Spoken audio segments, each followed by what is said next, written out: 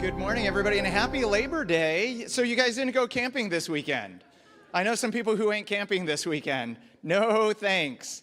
Number one, I don't want to practice being homeless. Number two, don't want to do that in 100-degree weather. I'll tell you that much. Well, hey, if you don't know who I am, my name is Mark Lee. I'm one of the pastors here at Vantage Point Church. And we are ending a series called Fix, where we've really been talking about who we are as a church. A lot of people who are relatively new to Vantage Point, who love the fact that you're here. And it's just so important for us to all know, be reminded, or to know about what do we stand for? What are we like as a church? Here's one of the things that you have to understand about our church. Ever since the beginning, we just knew that God was going to bless our church. Like, I don't know how we knew that. I don't know where we got that. I don't know how we felt that. But ever since the beginning of our church, we just knew that God's hand was upon us and that God was going to do something very, very special. And yet, here's one of the things that you also have to know about our church that you may not necessarily even know, that our goal has never been to just become a big church. That was never our intention. That was never our greatest intention. We didn't want to just have a bunch of fans at our church. We wanted to feel like a family. We didn't want people to attend as much as we wanted people to attach. We didn't want people to just say that I go to church. We wanted people to say that I grow in church, right? And here's what you should know about how to grow, that you can't grow in a row. I mean, corn grows in rows, but that people grow in circles. And here's how we say it at Vantage Point. We say it like this right here, that it's so much better sitting in circles than sitting in rows. Hey, here's one of the things you have to understand, that I love rows. I make my living by talking to people in rows. I mean, I like living and sleeping indoors too, as much as the next guy. But at the same time, here's something that I know, that the most life-transformative things that you and I have ever experienced in this life has never necessarily come from sitting in a row, engaging in content, listening to a sermon, no matter how amazing, no matter how funny that sermon might be on any given weekend. That the most life-transformative things, that the most life-altering moments that you have experienced in your life and that I have experienced in my life didn't simply happen just by sitting in a circle, but really it happened within the context of a relationship. Honestly, right? So what we're talking about today is this. Who is that person? Who is that person that's going to be the first person that you call when everything seems to be unraveling, and the last person that you're going to call when life seems to be falling apart? Who are those people in your life that are going to be by your wedside and your bedside and your dead side? Because here's something that a sermon will never be able to do for you. Here's something that a book will never be able to do for you. Here's something that a YouTube video and a podcast will never be able to do for you. And this is what a relationship can do for you, and it's this right here. It's the idea of accountability, right? There's never, ever going to be a sermon where, there are a lot of sermons where people come up to me and say, oh my gosh, do you have like a hidden camera in my house? Because it felt like you were talking exactly to me. But what I can't do in this moment is I can't go, hey, you, I know that you're struggling with, because, everybody would be scared and leave the church at that point, right? But a relationship can do that. A relationship can, within the context of that, give you something that content will never, ever be able to give you, because who is it that knows the stuff that's going on in your life? And so today, I have one singular goal today, and that is, even if you're a first-time visitor, today my goal is to get you to sign up for a Vantage Point small group. So within the next 26 minutes and 5 seconds, here's what I want to do. I want to talk to the group of people who probably the most reticent, most hesitant about joining a small group. And today what I want to do is I want to talk to the men. I want to talk to college guy. I want to talk to single guy. I want to talk to business guy. I want to talk to been there, done that guy. I want to talk to the guy who says, I don't need friendships. All I have is my laptop. Like, that's all I need. Okay? So because, Guy, here's what I want you to think about for a second. Who is the person that you and I aspire to be? The person that you and I aspire to be is Rich Como. You're like, what is that? Como is the Korean word for aunt. I have two different sisters, and so my kids call one of my sisters Rich Como. You know why? Because she's rich, okay? Unfortunately, I have another sister. You know what they call her? They call her Ghetto Como, okay? And she lives in Anaheim Hills, for goodness sake. Okay, anyway, Rich Como.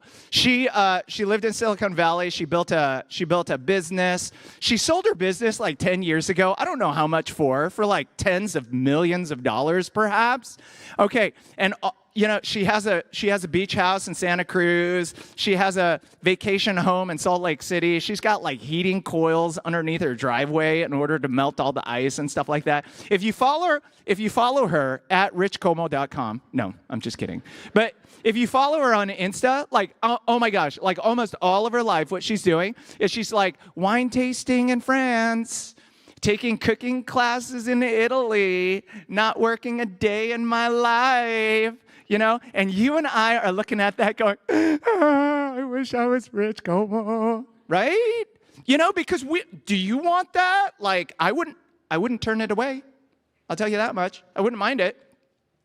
You know who you and I would want to be? You and I would want to be the 25-year-old guy, you mind me saying this? 25-year-old kid who created an app, sold an app. You don't even know how to load an app, honestly. Or maybe you're in law enforcement, the guy who retired after 30 years and he's 42 years old, and you're like, how did that math work out? But all I know is that he ain't working and I am. You know what I'm saying? That's who you want to be and that's who I want to be. We want to be autonomous. We want to be what you and I would call successful. You and I would want to do what I want to do without anybody else telling me that I got to do it or anybody else telling me that I got to show up. You know why? Because what happened is you went to your high school graduation or you're looking at your high school friends or your college friends on Instagram or Facebook, and then what you do is you go home. You look in the mirror, and what happens is sometimes you don't like you. And the problem with that is that you're making everybody else unhappy, making them feel like it's their fault and that it's them. And I'm a guy, so I can say this. So I'm going to say this, okay? You ready for this? If you're unhappy with your wife, if you're unhappy with your kids, if you're unhappy with your car, it may just be because you're unhappy with you. And do you know why I say that? Because you chose her. You raised them. You bought it. So really, it's all your fault. Don't you feel better after coming to church now? Church is such an encouraging place, isn't it? And oftentimes what can happen in that moment is that there's a bit of an unsettledness. Sometimes what you're going to find is that there's a bit of a discontentment. Sometimes what you're going to find, even men, is that there may even be this low-grade sense of anger that you have in the background of your life. And here's one of the worst things about anger. What you're going to find is that this is what we want to talk about. That anger isn't just an anger problem. That anger isn't simply a problem where you're just going to go and momentarily blow up at somebody, because you can always apologize for that. Let me tell you something that's even more, the anger has a more devastating effect on your life, and it's this right here. That at the end of the day, what anger wants to do to you is anger wants to isolate you. Anger wants to get you alone, and anger wants to get you away from other people, because anger, you look at somebody else's life and you're like, that's the life that I should be living. Here's what I want you to know. There's a difference between anger and solitude. There's a difference between solitude and isolation. Like, solitude is a gift from God. Like, for me to get alone, for me to have some me time, that's amazing, isn't it? Like, and especially if that time is away from my children, even more amazing. That's fantastic. What gets a little bit harder is the fact that solitude and isolation are different from each other, because solitude is a gift from God, but isolation, in fact, is a gift from Satan. Because there's something that isolation does. Here's what isolation does to us, besides just simply making us lonely. Again, there's even a more devastating effect to isolation, more so than just my loneliness. And it's this right here, that when a person isolates themselves, what begins to happen is they lose touch with reality. right? When a person isolates themselves, they become paranoid. When a person isolates themselves, they stop listening to the people around them. When a person isolates themselves, they start to overestimate themselves. They start to underestimate themselves. They either get too high about things or they get too low about things. I love a pastor named Andy Stanley because Andy Stanley once said this right here. He said, when a person only hears what they want to hear, all of a sudden they begin to surround themselves with people who have nothing to say. Does that make sense? Let me read that one more time. When a person only hears what they want to hear, all of a sudden they begin to surround themselves with people who have nothing to say. Think about your boss. Think about your CEO. Think about your parents.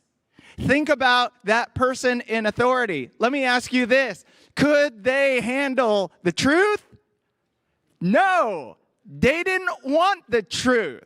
You know why? Because once you reach a certain level of influence, once you reach a certain level of success, once you feel like you have come to a place where you have semi-arrived, let me tell you this, what begins to happen is you don't want to hear other people's opinions, you just want people to hear yours. And here's what I'm trying to say. Could it be that you and I are slowly approaching the very thing that we never wanted from other people? That's what we want to talk about today. So today what we want to do is we want to talk about the story of David and Bathsheba. What in the world does that have to do with what we're going to talk about? You're going to see in just a little bit. Why don't you all stand with me as we honor the reading of God's word this morning. 2 Samuel chapter 11, verses 2 through 5. It says this right here. One evening, David got up from his bed and walked around on the roof of the palace, but from the roof, he saw a woman bathing. The woman was very beautiful. And David sent someone, so apparently they even had wingmen back then. So David sent his wingman to find out about her, but his wingman wasn't just a yes man. His wingman was a true friend because he said, oh, you don't know who that is? You should. You should. You know why? Because that's Bathsheba, the daughter of Eliam, the wife of Uriah the Hittite. David didn't care. David sent messengers to get her. She came to him and he slept with her, and now she was purifying herself from her monthly uncleanness. Then she went back home. The woman conceived and sent word to David saying, I have COVID. No, I'm just kidding. Whose bright idea was it to have a COVID test look exactly like a pregnancy test? Like, that is just wrong. Okay, you guys can go ahead and have a seat today. You guys can go ahead and have a seat. Let's look at that first verse one more time. Verse 2, it says this right here. One evening, David got up from his bed, walked around on the roof of the palace, and from the roof, he saw a woman bathing. The woman was very beautiful. In the Hebrew, that word is the word hubba hubba. And David sent someone to find out about her, and the man said, this is Bathsheba, the daughter of Eliam, the wife of Uriah the Hittite. Okay, now let's go ahead and explain some of the terms and the languages, and let's explain just what in the heck is going on right now. Eliam is her dad. Okay, that's what we know, that Eliam is her dad, but that also meant that her grandfather was one of David's trusted advisors, okay? So this means that she's not family, but she might as well be. Do you know what I'm saying? Okay, do you know who Uriah is? Uriah is actually one of David's friends. He's not only one of David's friends, but he's actually one of David's mighty men. Okay, so if you know anything about David's mighty men, this was David's inner circle. They fought together. They bled together. They did life together. If you've ever heard of a story from some company where the boss slept with a staff member's wife and you're like, eee. Or if you've ever heard of a story, unfortunately, I have, where a pastor slept with a staff member's wife. It's like, God gives us position and God gives us authority, not so that we could take advantage of that authority, but so that we could actually stick up for people, so that we can protect people, okay? This is a really, really, really big deal. Just a little side note, FYI. Bathsheba may not even be her real name. We don't know. Bathsheba, literally translated, means daughter of an oath. You know, all names mean something. Or it also could be the fact that she is from Shiva. We're not quite sure. But here's the thing. Do you know why we don't need to know her name? Because these two aren't the main characters, believe it or not. This is not a story about David and Bathsheba as much as it's a story about David and Uriah. So let's talk about David and Uriah. Verse 4, it says this right here. Then David sent messengers to get her. To get her. Garden of Eden language, by the way. Sent his messengers to get her. So he's having an affair with his counselor's daughter, granddaughter, and one of his friend's wives. He sends a message that she's pregnant. And you know, one of the things that I think is interesting is that there seems to be no doubt in David's mind that it's his child. There seems to be no doubt in her mind that it's David's child, which makes me think this is most likely not a one-time event, but that this is something that happened over and over and over and over and over. And you know what? Honestly, that's how most of our mistakes are made. Because you know what? The first time that we ever did something, we thought to ourselves that I probably shouldn't go to that website. I probably shouldn't message that person. I probably shouldn't, I don't know, fill in the blank, gamble for whatever the case may be. I probably shouldn't do that, but here's what I'm going to do. I'm going to dip my toe in the water, and I'm going to see what happens. And sometimes you and me getting found out is the greatest gift that God could ever possibly give us. Do you know why? Because getting away with it is sometimes the greatest curse that you can have. Because David got away with it that first time, and he thought to himself, okay, well, if I got away with it the first time, then maybe I'll get away with it the second time. Maybe I can get away with it the third time. Maybe I can get away with it the fourth time, until he finally didn't end up getting away with it. It's almost kind of like this. When I was a kid, I loved fireworks. What kid didn't love fireworks when you were a 10-year-old kid?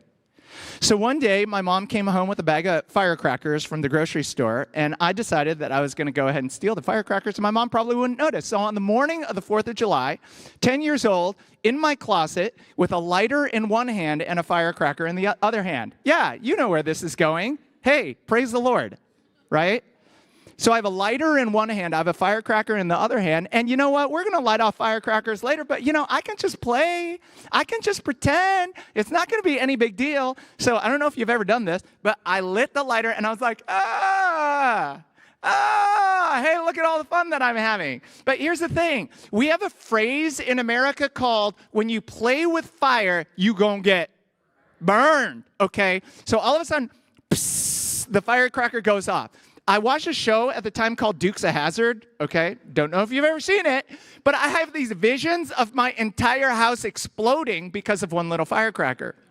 So what do? I let the firecracker blow up in my hand. Now, praise the Lord that I only came away with third-degree burns all over my hand. Do you know why? Because I once worked with an architect who did the exact same thing, and he only had one finger.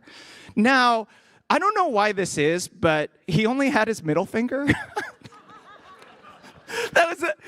God has a funny sense of humor, doesn't he? Hey, the doctor comes up to him and says, hey, I got good news and I got bad news for you. The good news is that we were able to save one of your fingers. The bad news, well, you can discover that on your own. Okay, so anyway, I digress. But here's what I thought. Here's the cover-up. Here's the cover-up. As a 10-year-old child, here's what I thought I could do. I thought what I'd be able to do is convince, because this happened at 6 o'clock in the morning, okay? I thought I could convince everyone in my family, both my parents and both my sisters, that everyone was having a nightmare simultaneously.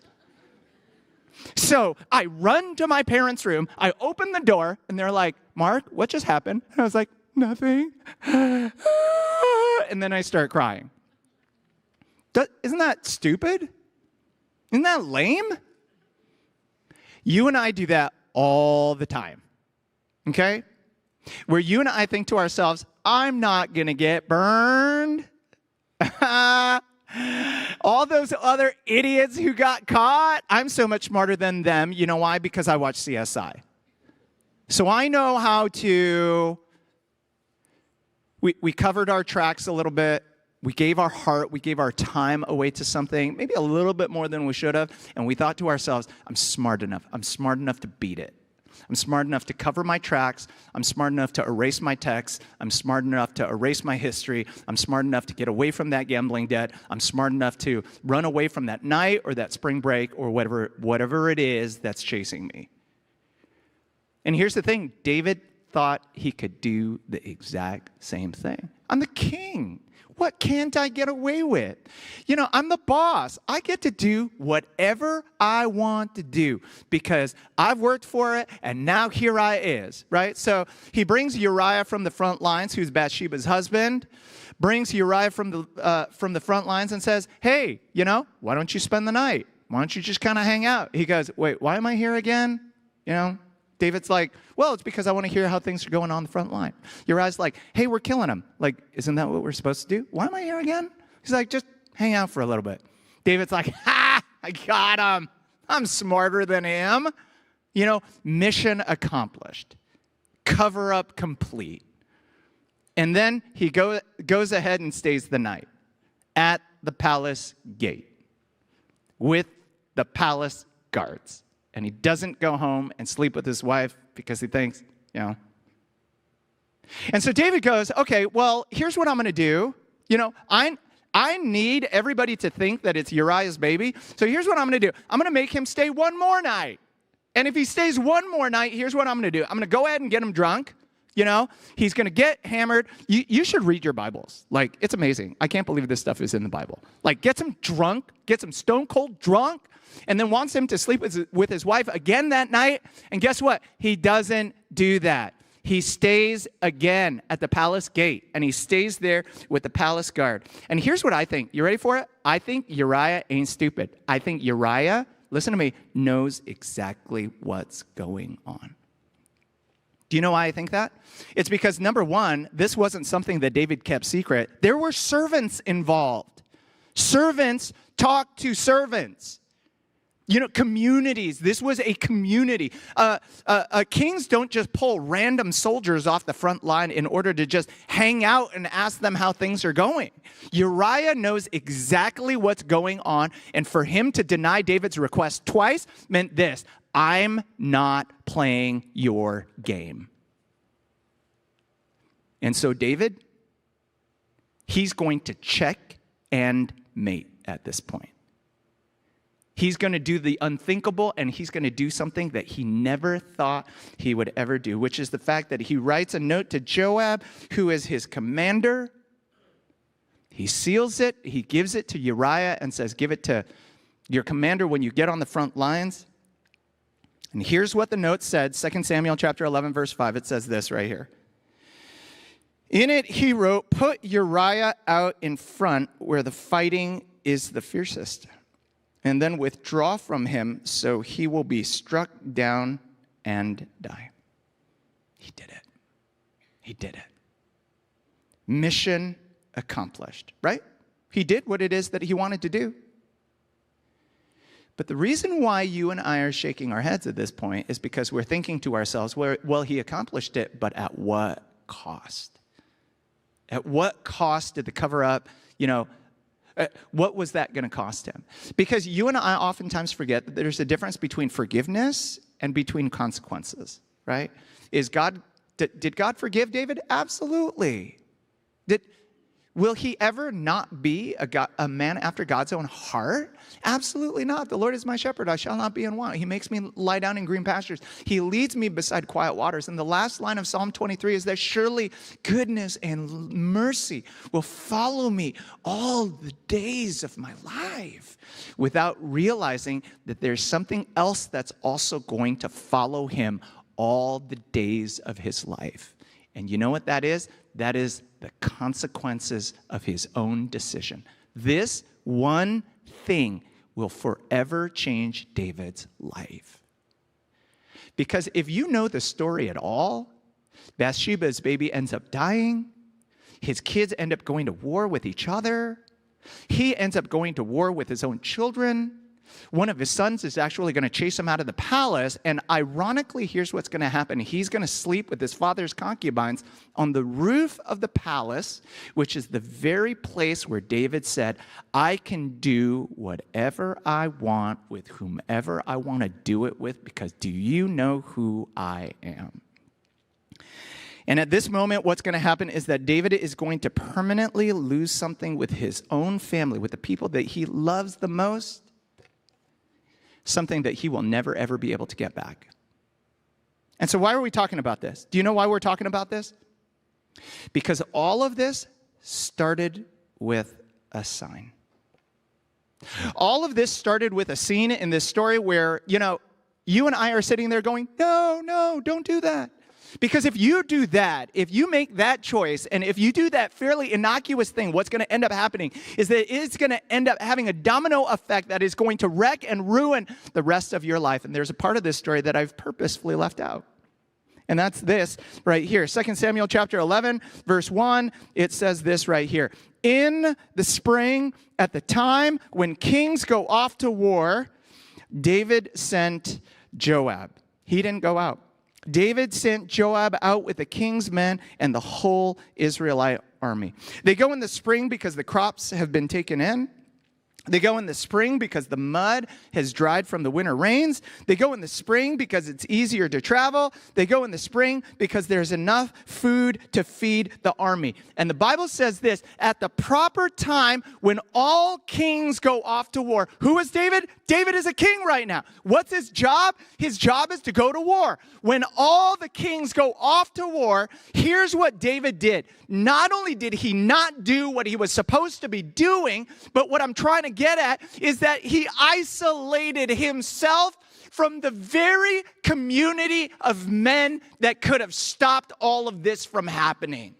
When men go off to war, their relationships change. When men go off to war, they get in each other's grill. They call each other out. Have you ever seen the sideline of a football game? That's not the way that it is at my family gathering. I'll tell you, well, maybe it is the way it is at my family gathering. But, they call each other out. They're with each other. They're in each other's faces, right? And here is Satan's primary tactic from the very beginning, ever since the Garden of Eden. Satan's primary tactic is to isolate you. Because if Satan can get you alone, just like he got Eve alone, then what he can do is he can make sure that he is the only voice that is speaking to you in that moment. Because when we isolate ourselves, we lose perspective. When we isolate ourselves, we make mountains out of molehills. When we isolate ourselves, friends become enemies. Did you know this, that the average American male doesn't have one person in their life that they consider a close friend, hasn't made a new friend in 5 years? That loneliness actually ranks the same as smoking and obesity in terms of health risks. So apparently it's better to smoke with friends than it is to eat broccoli alone. Just so you're wondering. We know this, that we're connected and yet we're disconnected. We're networked, but we're lonely. We have an iPhone, but we've never been more isolated.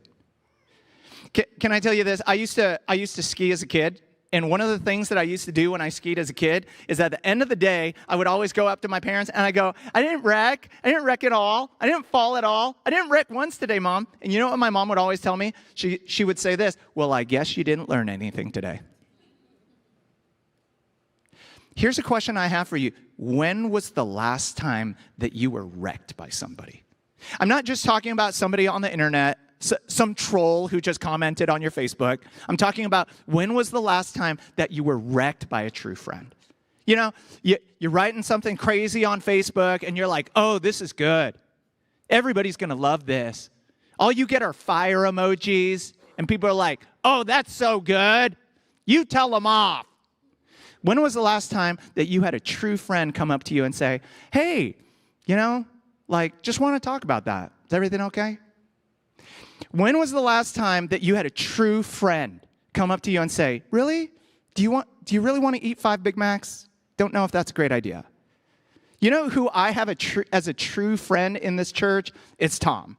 Tom is somebody, when we first started out in this church, he used to edit all my sermons, okay? And he would put all of his edits in red letters. And I'd be like, who do you think you are, Jesus? But it would always make my sermons better. Tom is someone who will always tell me the truth. He will go, I think you're just being a little mean. And you know what I'll say? I'll say, yo, mama. But aren't you glad that I have somebody who tells me the truth in my life? Let me tell you what the greatest gift that you can have in this life is. The greatest gift that you can have in this life is something called self-awareness. And just in case you didn't know, self-awareness is a gift that only someone else can give you, right?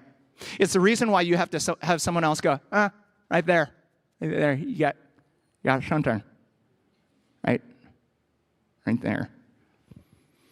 Let me tell you, something that's going on in your life, that's a lot harder to see. And what you and I need, men, is somebody who knows us so well that they're willing to go, hey, right there. And so here's what I would love for you to do. I would love for if you call yourself a part of Vantage Point Church, and if you call me your pastor, here's what I would love for you to do today. I would love for you to sign up for a Vantage Point small group, because this is something that we need. And here's how you know that I'm not just trying to pump up a Vantage Point program. It's because for the past 4 weeks, I've been saying you don't have to be a part of one of our groups. You can just take one of those starter kits, which we would absolutely love for you to do. Form your own group with people that you already have relationships with, because it takes a little while to get to that point, right? So I'm not just talking about you being a part of a Vantage Point program, because you don't have to be a part of one of our programs. Just take a box and do one thing. But there's a reason why you haven't taken a box for the past 4 weeks. And so if there's a reason why you haven't taken a box for the past 4 weeks, here's what I'd love for you to do. And I'd love for you to just try it for the next 6 weeks as we go into this time where we're going into this spiritual growth campaign. I'd love for you to go outside right there. And I'd love for you to sign up for a Vantage Point small group, because you know what? You and I need what it is that we're talking about. A Vantage Point group is just a group between about 5 and 1,000 people in a group that all meet. No, I'm just kidding. 5 and 20 people that all meet together to do exactly what we're talking about, to pray together, to encourage each other, to say, hey, we can do this, but also to say, you got something right there, okay? We're going into a great spiritual growth campaign called How to Not Be Your Own Worst Enemy. Go ahead and check it out right here.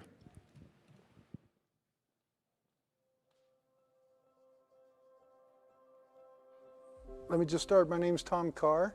Then this is my story. It starts early, like growing up what seemed like a normal childhood. Both my parents worked.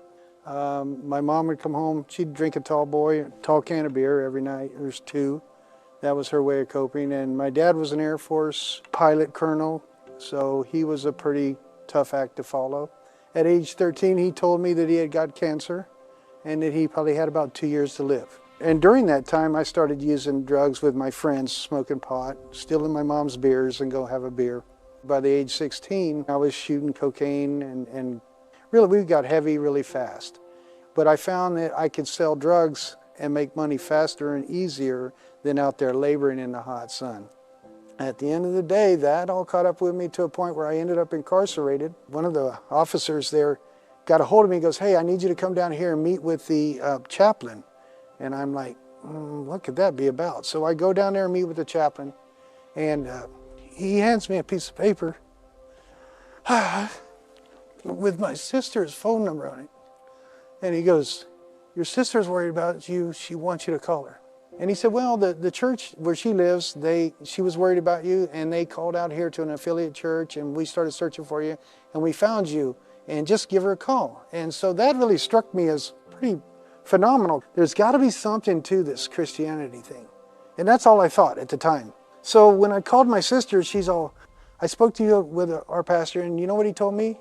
He said that God's own children, the Israelites, wandered in a desert for 40 years. She said, don't give up. She goes, just do me a favor. If they have church, just go." And I'm like, okay, you know. Sure enough, about 2 days later, an affiliate in the prison came up and goes, "Hey, they're having people here tonight to do church, you know, you want to go?" And so we went, and there was a gentleman came in there, and he was giving his testimony. He found this Bible, and he said, "I know that there's promises in this Bible for me, God, but I know there's conditions to these promises." But I was sitting there and I thought, you know what, that's me. I've always wanted the promises of God, but never willing to meet any of the conditions of God. And I go, what have I got to lose on this thing? So I went up there and I prayed the sinner's prayer with the guy again. And this time I prayed with sincerity, and I went back to my prison cell. I picked up a Bible and I started reading it. And I came in Corinthians where it said that godly sorrow worketh repentance to salvation, not to be repented of, but the sorrow of the world worketh death. And right away that hit me as, you've always been upset and sorry that you've hurt your family. You've always been sorry that you went to prison, but you've never been sorry that you sinned against God your whole life. And I was like, I don't know, there was just this thing where I just like, I'm so sorry, Lord. And I realized that my whole life He's been trying to get me to a place where I would repent. And eventually met my wife, we got married. I'll have 2 more children. I have 5 children total, 9 grandchildren, and all the things that I thought were just destroyed, it's all been rebuilt. It's everything that the enemy meant for evil, God's turned it to good.